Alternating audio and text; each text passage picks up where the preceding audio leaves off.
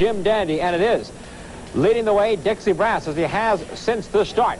And we'll pick up the call now with Tom Durkin of the Jim Dandy Stakes from Saratoga. And it's Dixie Brass on an uncontested lead, but Thunder Rumble his shadow down the back stretch. 2.5 lengths back. Agincourt running third. Furiously is moving smoothly on the outside fourth. My Memoirs is now settling in about 8 lengths from the lead. Then Big Sir Tiger, and Devil Is Due trails the field. The field moving for the far turn now. They're a half mile out. Dixie Brass has run a powerful half mile here in 46 1/5 seconds with Thunder Rumble kept close to him.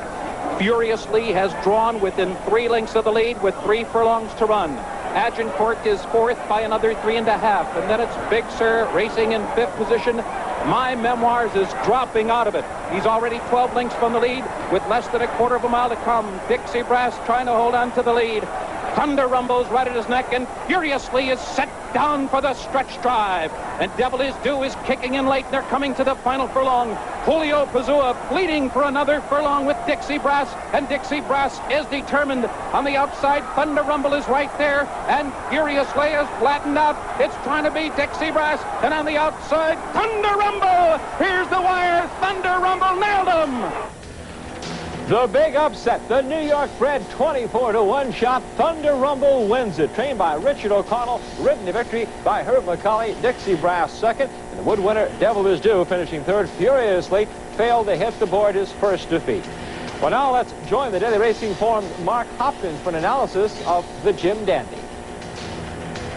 As most of the racing world knows by now, the confrontation between Dixie Brass, My Memoirs, and Furiously in the Jim Dandy Stakes at Saratoga went awry when Thunder Rumble upset the field at 24-1. Believe it or not, the upset was not totally unexpected. Each of the 3 favorites entered the race with suspect form.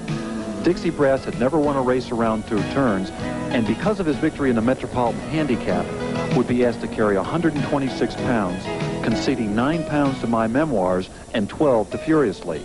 The knock on My Memoirs, who narrowly missed upsetting AP Indy in the Belmont, was that for many European horses, their best race in this country is often their first, after which their form tends to deteriorate.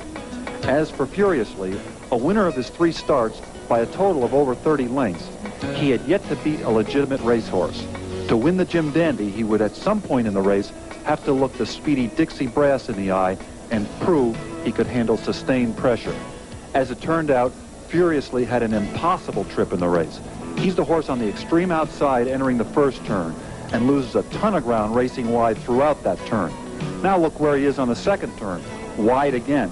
He certainly had a legitimate excuse in the race and should run much better next time, whether it's in the Travers or some other stakes race. But Thunder Rumble, the upset winner there in the Jim Dandy.